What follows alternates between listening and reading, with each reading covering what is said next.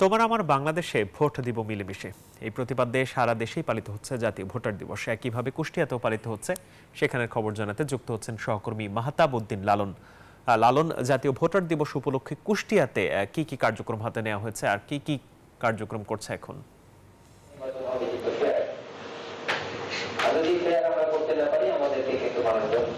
ধন্যবাদ মাহমুদুল। আমি জাতীয় ভোটার দিবস উপলক্ষে আয়োজনের যদি সর্বশেষ বিষয়টি জানাই, সেটি হচ্ছে যে এই মুহূর্তে কিন্তু কুষ্টিয়া জেলা প্রশাসকের যে সম্মেলন কক্ষ, সেই সম্মেলন কক্ষে কিন্তু আলোচনা সভা চলছে। এর আগে জেলা নির্বাচন অফিসের আয়োজনে কিন্তু শোভাযাত্রা আয়োজন করা হয় এবং সেই শোভাযাত্রাটি জেলা নির্বাচন অফিস থেকে শুরু করে জেলা প্রশাসকের কার্যালয়ে এসে কিন্তু শেষ হয় এবং এই শোভাযাত্রায় কিন্তু যোগ দেন কুষ্টিয়ার জেলা প্রশাসক তৌফিকুর রহমান এবং তিনি আনুষ্ঠানিকভাবে কিন্তু এই শোভাযাত্রা এবং আলোচনা সভায় কিন্তু প্রধান অতিথি হিসেবে উপস্থিত আছেন।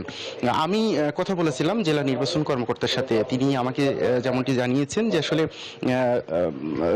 ভোটারদের যে ভোটাধিকার প্রয়োগের যে অধিকার, সেই অধিকার সম্পর্কে সাধারণ ভোটারদের সচেতন করা এবং সেই বার্তাটি সব শ্রেণীর ভোটারদের কাছে পৌঁছানোর লক্ষ্যেই কিন্তু আসলে তাদের এই আয়োজনকে সামনে রেখে কিন্তু আসলে তারা র্যালি আলোচনা সভার আয়োজন করেছেন এবং এই র্যালি এবং আলোচনা সভায় কিন্তু জেলা নির্বাচন অফিসের কর্মচারীরা ছাড়াও সরকারি বেসরকারি বিভিন্ন অফিসের কর্মচারী সহ সাধারণ মানুষের কিন্তু উপস্থিত ছিলেন।